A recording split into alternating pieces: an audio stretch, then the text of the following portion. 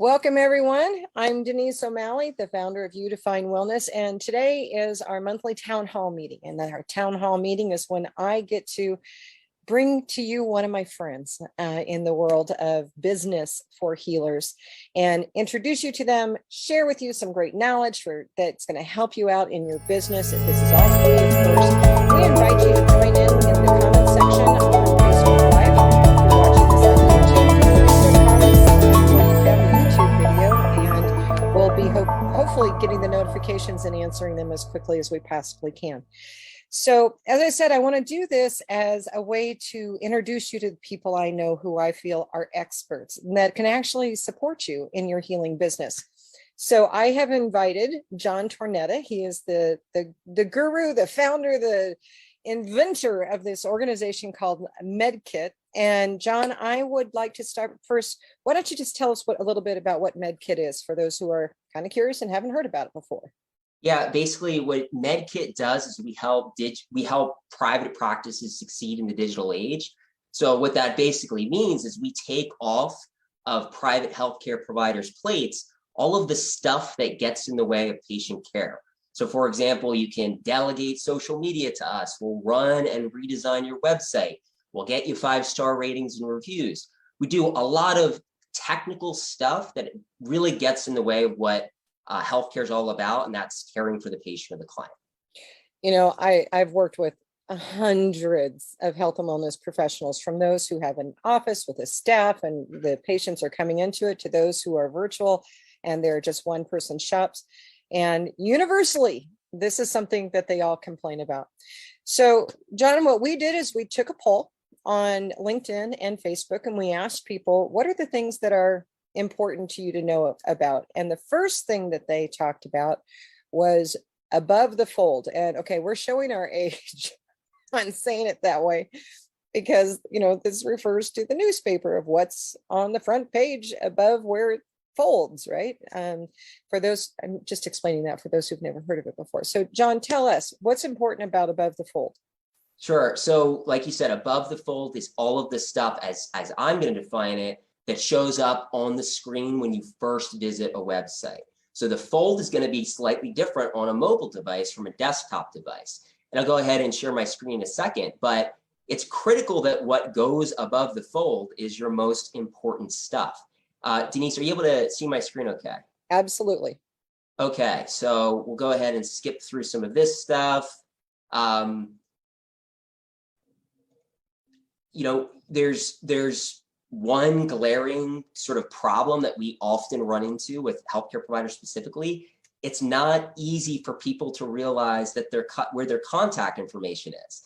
It's critical that you've got a phone number, a make an appointment button, an email address above the fold. So that means it's clearly visible on the first page. Ideally, you actually want to include this information in your header, which will persist across your website, across multiple pages of your website. If you don't have the ability to do that, it's got to be clearly listed above the fold.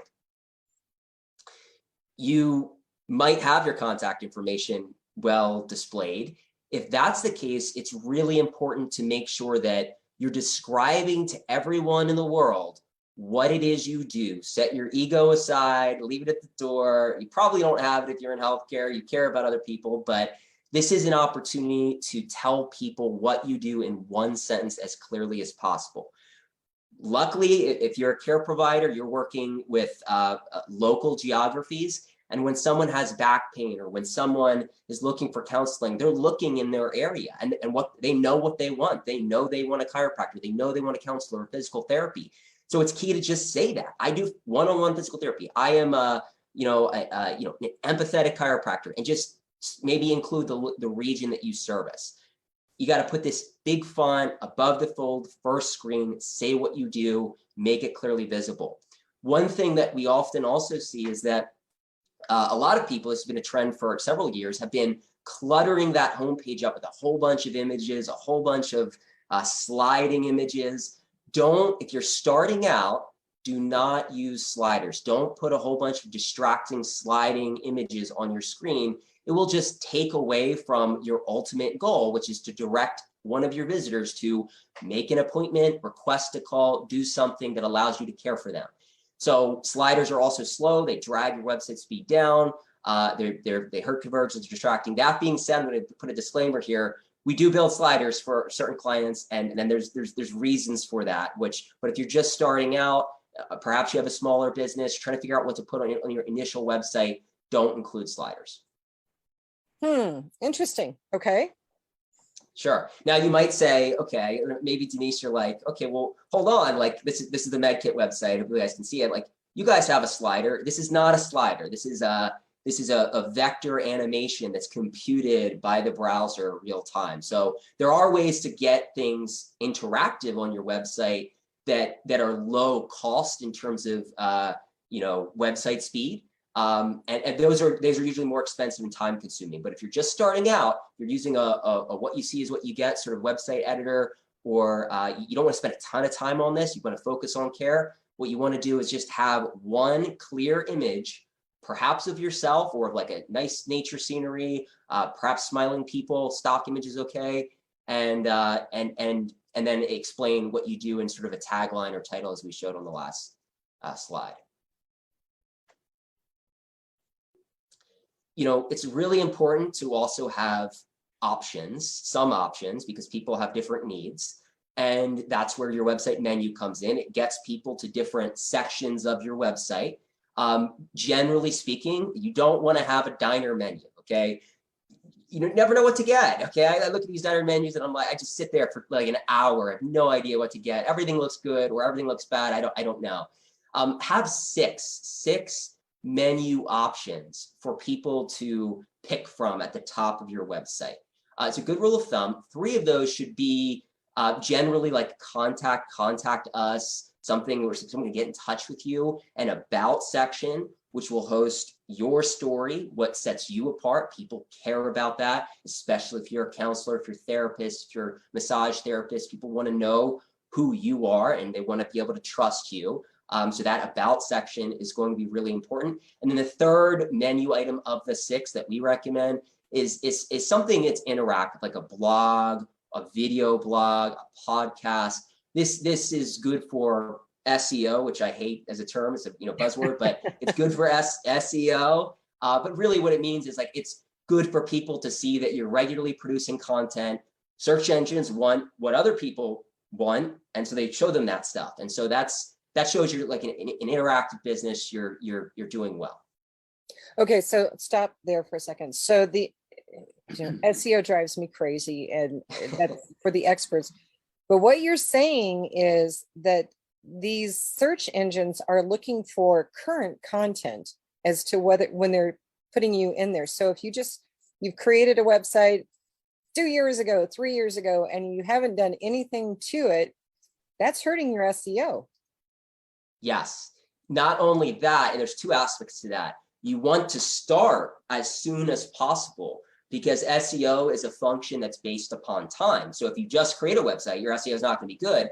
However, it's a time function and an interactivity function. So if you don't have any content for a period of 2 years, like it doesn't look good for Google or DuckDuckGo or Bing to send people to a website that is irrelevant and no one's going to anymore. So both of those things are important to keep in mind. Have it up as soon as possible, and you don't need to update it like every day, but have a plan to get stuff on it on a monthly, a weekly, an appropriate frequency for the sort of the cadence of your business. Okay, so I'm going to ask you a question that is pertaining to the You Define Wellness website.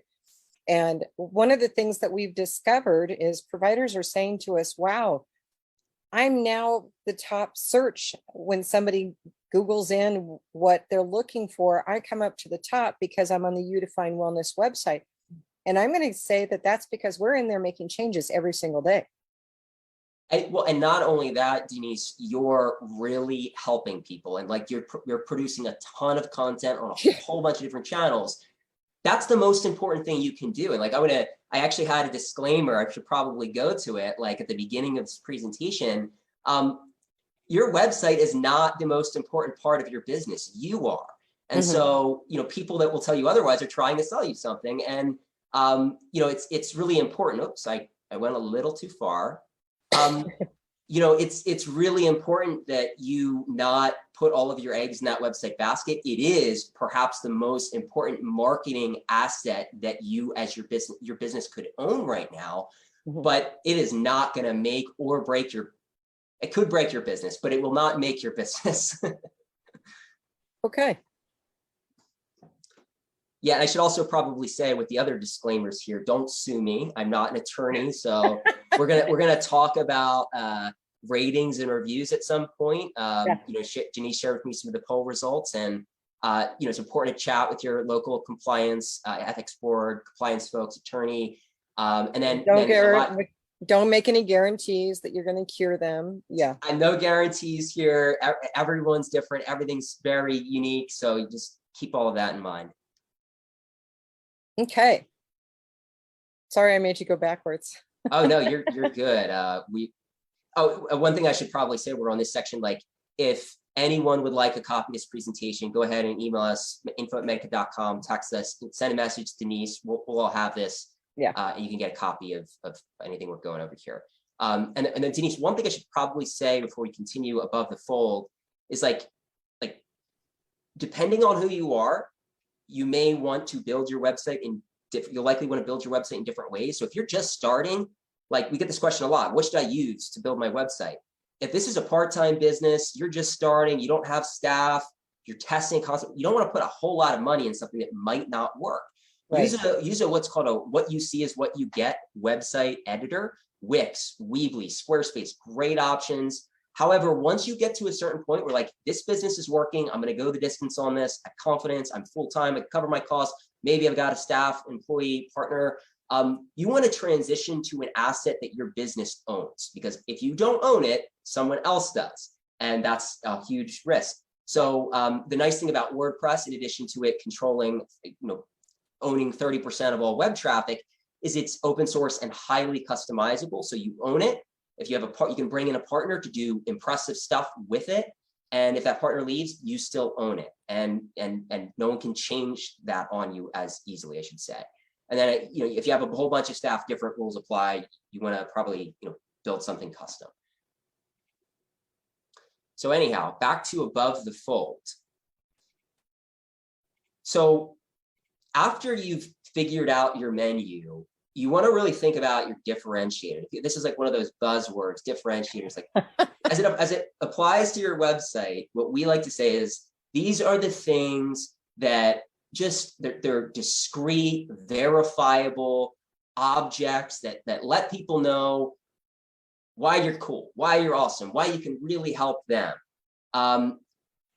A bad differentiator is like we see on some websites, like we provide, a high integrity service at a low cost and a fair price for Americans. Everyone says that, and that's not good. What works really well in healthcare, luckily, is you can talk about the number of people you've treated over 5 years. You'd say 155-star reviews. One of our clients is a chiropractor, 155-star reviews, 25 years of experience. That's the kind of things people who are seeing you want to like, oh, I feel comfortable with my health, and someone who's been doing this for 25 years and has 150 people saying this is awesome. And if you don't have that, that's okay. On the right side, we have one of our massage therapist clients, like just talk about the thing that you do that's so special and unique. It's highly personalized, free add-on services, vaccinated. Other people are not necessarily saying that, and consumers may go to the vaccinated therapist over the unvaccinated one, or may go to the one that offers add-on services over the one that you have to pay extra for each and everything. So those are things that you can weave in if you don't have a large track record yet. Oh, that's great. Sure. There's a whole bunch more, and I should technically say differentiators probably won't fit above the fold. So this is like I'm bending the rules a little bit here. This is really what should be right beneath the above the fold content. So it's important enough to bring up in this section, though. But something where they don't have to search for it and dive through everything. It's right there. It's easy to find. Exactly. And then there's a whole bunch of additional stuff we talk about. I think Denise mentioned this in sort of the invite or Facebook link. if you have a homepage, you want some tips on it, maybe it's not performing as well as you'd like, go ahead and send that link over to us. We'll take a look, give you some tips. Denise and I both, and we'll let you know what we think, what we recommend. Okay. Call to action. A lot of people were saying, yes, I need to understand how to have a good call to action. I saw this in the fall, and so this is the button or link that takes someone who wants something from you and gives something to them in exchange for a piece of information, an email address, a phone number. Usually these are buttons for making an appointment. On the right, you can see one of our clients. The make an appointment button is 80% of our clients in healthcare. Like, that's what you want. You want someone to make an appointment with you. Others we see like making a referral, request info, request a call. We'll go into some of those examples later. But the first and most important thing with your call to action is that it stands out. And the most important part, arguably, of standing out is contrast.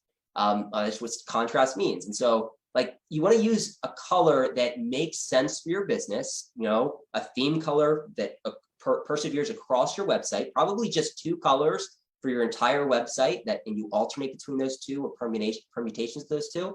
And the contrast of your call to action button should be such that, like, it's easy to see. So you can get technical, like geek out about, like, okay, contrast ratio should be above 5:1. And if you're confused, go to contrastratio.com, put in 2 colors. It'll tell you what the contrast ratio is for the 2 colors you input. You want the number, the ratio, to be above 5:1. You can also use Google developer tools for this too, by right-clicking on any web element on a page, inspect, going to contrast ratio on the right side of my screen. It's important for 2 reasons. Not only does it help people like me who, like, can't pay attention all the time to everything, like, whoa, that's what I need to focus on. But number 2, it helps for your accessibility rating, which is a subset of that term we hate, Denise, SEO. Okay, accessibility means for people who have vision problems, can they get what they need to from your website? Right. That actually impacts your search engine rankings very slightly, but it does. So make sure your colors are good. We'll sum that section up with that. Your call to action should be short, and it should ideally include an action word, an action verb. Make an appointment, get information, enter contest, watch tips, register for event. That makes it clear for people what they need to do. But don't include too much more than that action word and what you want them to do, because it doesn't look good on mobile devices. And so you want the whole thing to be less than 20 characters, because most web traffic today is now mobile traffic, needs to fit and look good on those small screens. And you don't want more buttons than 2 to be next to each other in any given area. Otherwise, you've got the what I call the spinach in the grocery store phenomena, where there's 20 spinach options, and you end up with no spinach and a whole basket of ice cream because there was too many spinach options. So maybe that's something I struggle with. You're saying too much, right? Yeah. I think it's way too much information. Okay. So once you have your call to action button figured out, where do you put it? For our clients, where we put it, what we like to do is at the top, where we talk about above the fold, in the header, because that persists across all web pages. We also like to include direction-based call. You're a local business. People might want to get to you if you're not just doing virtual work. And so, you want a button for that, for them to get to you, as well as maybe a Facebook button. Maybe not technically a CTA as we've defined it, but also important. If you can't put it in the header, drop it like 3 different places at least on your homepage, beginning, middle, and end. Interesting. Okay, so that, especially for those who have the homepage is really long and has all these different sections to it, you want to have it over and over and over again. Yes. Okay. Yeah. And there's like a balance, too many buttons and it seems salesy, too few buttons and no one buys anything. No one makes an appointment. Right. And you got to find out what that right balance is. That's a feel thing. Mhm. And then what happens when someone clicks a button? Usually what you want is them to give you some information. You want your client, your recipient, your patient to give you some information so you can help them, make an appointment, etc. You should go to a form usually, and your form should be short like everything else we've talked about. That means no more than generally 3 items, like an email, a phone number, and usually a name. There are exceptions to this. We have a referral form for some clients that you got to capture a whole bunch of information. That's a little different. It's a whole separate conversation. That's a little different situation. And you generally, in addition to the form being really short, probably when you're starting out, you don't want to put it on a separate page of your website. You probably want to actually put it on the page where you're having someone click the button, whether that's a pop-up or actually embedded in the page itself in an iframe or just native HTML is fine. So the reason is, it's like every time someone has to go to a new page on your site, there's a probability that they bounce, they leave your site. So you don't want them to have to go to many pages when you're starting out. As you grow, you actually do want that because you can capture more data, but for starting out, it's good to just keep it very simple. Okay. And then if you get this addition, yeah, sorry, I'm going to jump in with a question. So my business is a little bit unique. I have 3 distinct types of people who come to our website. We have those who are corporate decision makers looking for a workplace wellness program.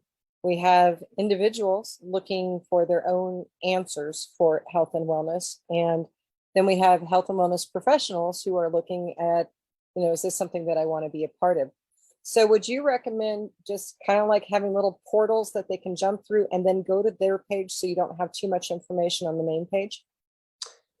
Yeah, so when you got a larger business, you got to think about multiple stakeholders, and that becomes more difficult and nuanced. But I'll say, and without looking at it in more detail, what I can say is what often works well is just call out each one of those stakeholders somewhere on the page. Patients, click here. Referrers, click here. Parents and guardians, click here. And then it takes them to a page that addresses what they need directly. And so that way everybody's not getting everything. Got it. Exactly. And that you can give them very specific focused stuff for them. You could do this with forms too. You could have one form that, based upon a selector, redirects someone to a different form, but which looks the same to the user, but only captures what they need. For example, you might be a counselor, and you might see children, as well as you might work with their parents too. And if someone's like an adolescent, 18, 19, they can make an appointment directly with you. And you may not want to ask them for their insurance information. Like, you just get them on the phone, see if you can help. But if their parent is the one requesting information, you might want that. Like, how old is your child? What concerns do you have as a parent? And that additional information, you don't want to make it required. Again, you're getting beyond that 3-item thing, so you gotta be careful. But you can sort of tailor it to those different people just by being creative like that. Okay. So what are some examples? Like, we've talked a lot about this, theory stuff. Like, okay, what does this actually mean? These are some common CTAs we build for our clients, and they're successful. You have to figure out what your personality is as a business owner, and you build a call to action that fits that. If you're more, casual, upbeat, like let's chat works really well. If you've got a very behavioral health agency, you may want to just make an appointment. Get in touch can be good in some situations, but these are just some examples of different buttons you can specifically use. Feel free to steal these, modify them for your website. And if you want more tips, you might have a button or several buttons already on your website, and they may not be working. That's actually not uncommon. Oh, yes. So if you want more specific tips, it's like there's a huge amount of information. Go ahead and drop us an email. Tax will send you an article we wrote about appointment call to action, specifically how to get more appointments with your appointment call to action. Okay. Now we're going to talk about reviews and reputation, it looks like. Yes. And so this is, of all the things we talked about, it's less about technology and more about I think I just say it, like the psychology. It's more about like Right. overcoming. And so that's more like in Denise, your world. What I will talk about is how you can still use technology to get beyond some of those things. Reputation is just like number of stars, reviews, Google rating, and like mitigating trolls saying bad things about you, because that happens a lot, especially Oh if my you're looking gosh. at Yeah. addiction therapies. Mhm. Well, okay, and it's sometimes it's honest mistakes where somebody has chosen you to write a bad review about, but it's not your business that they actually have a bad review about. Because I know with my husband's business, he's a massage therapist. He got some bad reviews on his Facebook page because several people were claiming that they had purchased a yoga mat from him and he never shipped it. He doesn't sell yoga mats. And we had to go to each one of them and ask them to, could you, this is not us. Would you please take this review off? And some didn't. Oh, wow. That's a shame. And we've seen it so many times, and it's like so much of bad reviews are often just miscommunication, like, Yeah. People missing one another. Mhm. They're important. I mean, since the invention of Amazon many years ago, everyone's using 5-star reviews for everything. Yeah. So, hopefully you understand that if you don't, like, it's really important. Like, you look at this slide and research, like, your business can actually be broken by bad ratings online. And it can very easily also be made by many good ratings online in this day and age. Mhm. There's a way to ask for it digitally that is succinct, but also kind. So when you're asking for ratings over any kind of digital mediums, this is sort of the framework we like to recommend. So if you're asking for a rating over email, using something like this, short, sweet, personal. Hey, thanks for coming in. It would help us a lot if you would just kindly leave your thoughts about your experience today. And sometimes often simple things just work the best. So, feel free to try one of these, just literally emailing patients or clients in a secure way, a HIPAA compliant way, after appointments for ratings and reviews. So I've noticed that there are some industry specific calendar booking systems that will automatically send out the thank you email with the we need your review, and then they'll link it up to your social media pages. Have you been seeing that as well? There are many of these tools, and they're great to use as long as you make sure that reviews. I'll maybe skip to this section. It's like reviews get into a world of ethical dilemmas and security things. So they're good to use, especially if your EHR provides it. That's a good thing. But be careful about using an appointment booking tool that's soliciting reviews when they're not specifically focused on healthcare. The reason why, there's 4 reasons why. Oftentimes as a healthcare provider, like a counselor, you got a code of ethics that basically says you actually can't directly solicit reviews from people you just saw. And so you need to there's different ways for counselors to get ratings and reviews. If you're being shady, or if you're using a sort of a company that's giving you fake reviews, Google is going to penalize you. And then HIPAA, if you're acknowledging a patient-provider relationship, that's technically a HIPAA breach. If there's something that can tie a healthcare, and Denise, you're the expert on HIPAA, so I'm curious to hear what you add here. But as far as I know, it is like there's if you acknowledge something healthcare specific to a patient, say you're an oncologist and you're seeing, there's a good, if you're an oncologist seeing someone, they can connect the dots. If you then disclose that you are a provider of that patient, that there's a gray area of HIPAA, and you got to be careful about that. And then TCPA is a Telephone Consumer Protection Agency. Technically, you can't ask for reviews and ratings over text message or phone unless you give an opt-out, and there's other provisions you have to be careful about too. So these tools are good. Just be careful. Make sure they're workable and serviceable for your specialty. Another thing that you can do, a simple option is, launch a campaign. If you've been in business for a year or two and you've helped 100 or more people, you've got a wealth of people that would love to give you ratings and reviews, and you can use either your website's email server or independent email server like Gmail, not a personal Gmail, but a workspace account or an Office 365 account, and send either a BCC blast to some people and ask for a rating, which I don't recommend. It hurts email deliverability, but it's a quick option. If you want to send it to like 10 people, you can get some feedback that way. And you're saying BCC, so they're not seeing who else is receiving it. Yes, thank you. Okay. Yes, BCC. So you put it in that, and you click the BCC line on your email and make sure everyone goes in there so that they don't see that you're sending it to one of them. That's very, very important. Thank you. And word to the wise, send it to yourself as the to the to line. Otherwise, it won't go. Yes. Yeah, and it's a great simple tool. You don't have to pay money for it. Just it's been it's just been used for so many people that get it. It works. Another thing that you can use that actually improves email deliverability, doesn't hurt your domain authority, which is like how spammy your domain is actually use a program that shoots emails out to people in a list. SendGrid will do this, MailChimp will do this, Office 365, people don't know, will actually do this. You can use a spreadsheet and Word to do this for free today.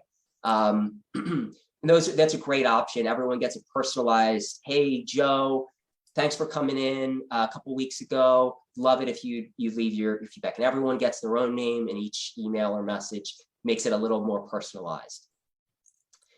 And then finally, some EHRs allow you to ask reviews directly. The only problem with this I've seen is that, the patient or the client will get an email, and that email then has a button, and that button then has to direct them to a patient portal or some secure modem with the EHR, and then they click that, and then they leave the review. So there's like many layers of authentication that can make it difficult for people to leave feedback.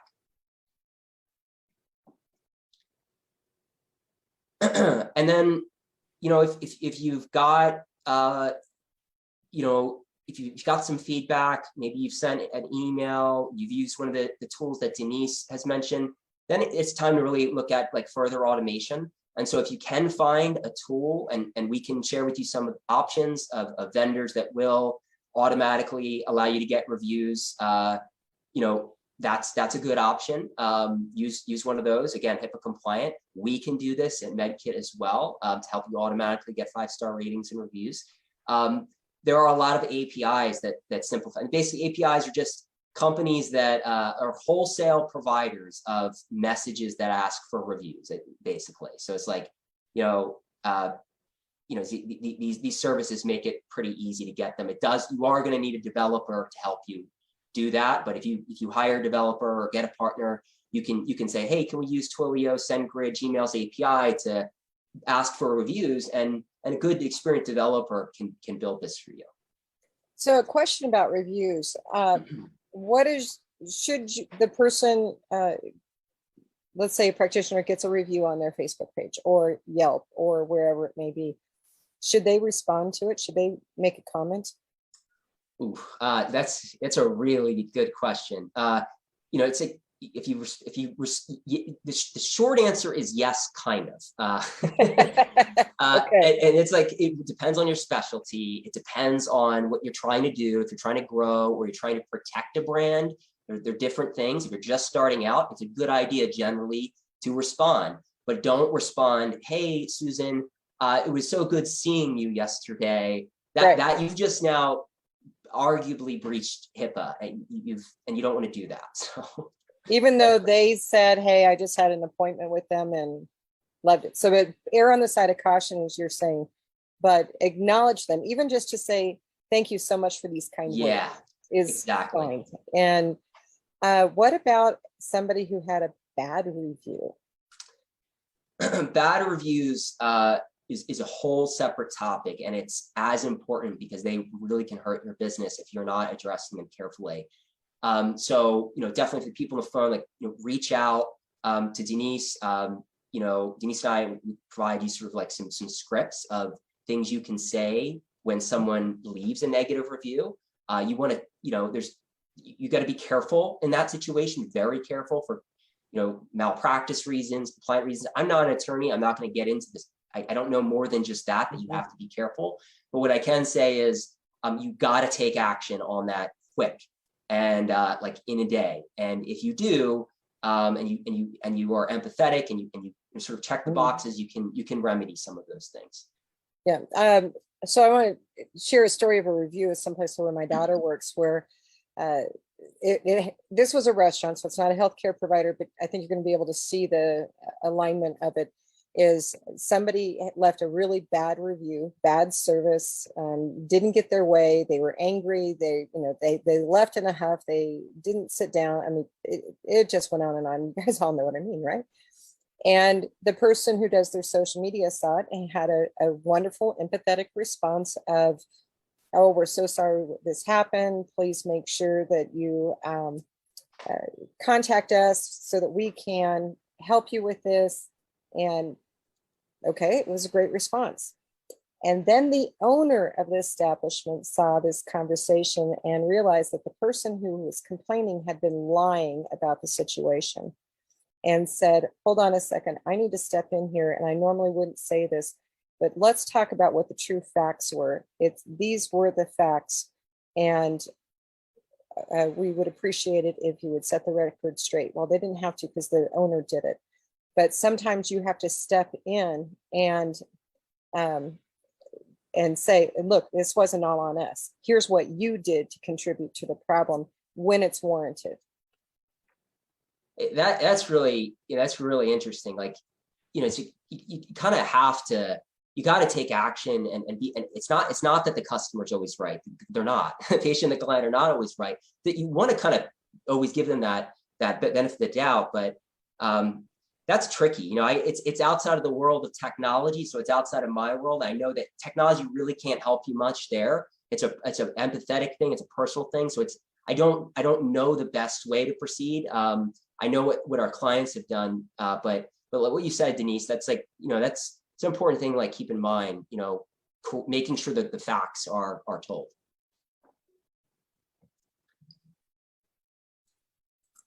Okay, so what other information do we need to be careful or cognizant of with reviews and ratings?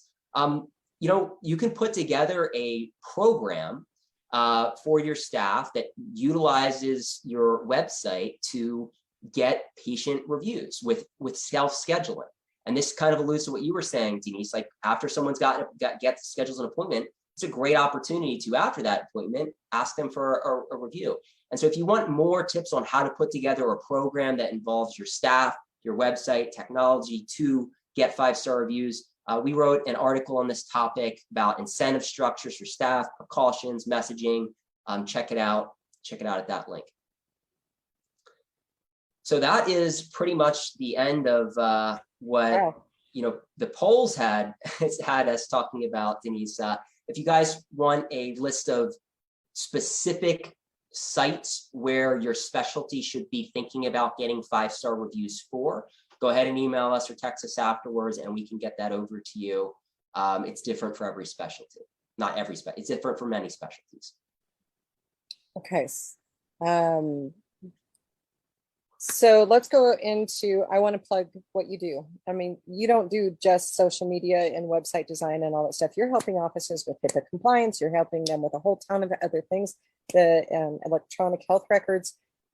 But you tell us, give me your sales pitch. As why would a health and wellness professional want to seek you out and talk to you about the services that you offer? So I will go back to like one of the first slides, but like I've been in healthcare IT for a decade, and I love healthcare. I've always loved it. I want to fix things. I love fixing things. I love working with healthcare business owners. It is my passion. I've worked in it from the growth side as a web developer and as a project manager. So I've seen all the different ways all the different sides of technology and how it interfaces with healthcare. what I saw at the different places that I worked is that people were healthcare providers were overwhelmed. Like burnout is this big thing, and providers often don't have time to see patients. And I often realized that I felt like I was contributing to that problem. Here's another tool, here's another app, here's another widget, another username and password. And I was like, man, couldn't we just build a service where we're real people that just take that off of your plate, set up and use the technology, which you own, by the way, so you can focus on patient care. Oh, and wonderful. that's our model. That's basically what we do. Okay. So what screen are you going back to or trying to find? I'm so bad at navigating these slides. Okay, try to get back to the stop there. That's a good one. So we don't have to tell you to hit the rewind button, guys. So oops, you lost it. I'm looking for your contact information. Oh, okay, I'm sorry. I gotta go back to the about us. Here we go. Here we go. Next one, contact information. There we go. Stop there. That's perfect. So for those of you who are watching this, whether it be on the YouTube recording or on our Facebook Live, and I'm going to go ahead and stop your sharing now, John, so it's just you and I on the screen.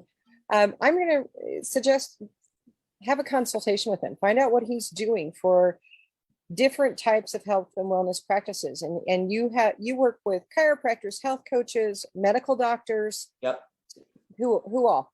Massage therapists, chiropractors, rural health centers, behavioral health agencies, you mentioned counselors.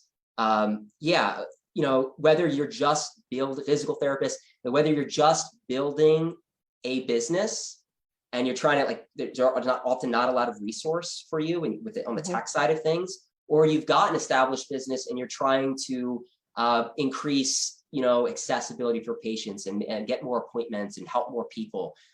We can help you. So, but got to be a healthcare provider, got to be a healthcare professional. We get asked, do you help nonprofits or do you help?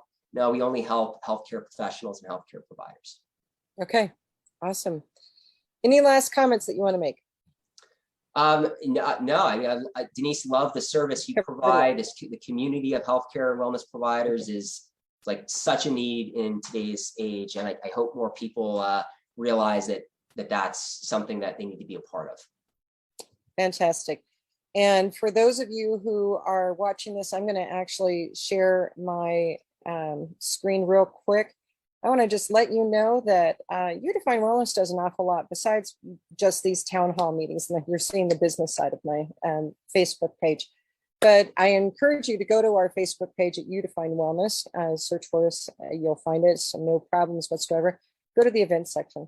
We have things going on. As an example, in addition to this wonderful town hall that John is doing with me later today, we also have one of our new talk shows where we're using the power of Facebook Live to do internet-based talk shows. And today we are doing the Toxin Tuesday with Kathy McCarty with Meth Toxins Awareness Alliance. It's her show that I do with her.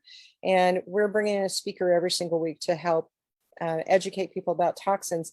But we also have other events coming up. We have a wonderful health fair that's going to happen, wellness fair, next month, February 17th and 18th, and you will find that information on our page as well. So check our Facebook page for our events. We've got a lot of stuff that we're doing for you guys. Almost everything is free. There's a few things that are not, but our commitment is to support you as independent health and wellness professionals and the community in their search as they're on their walking their wellness path.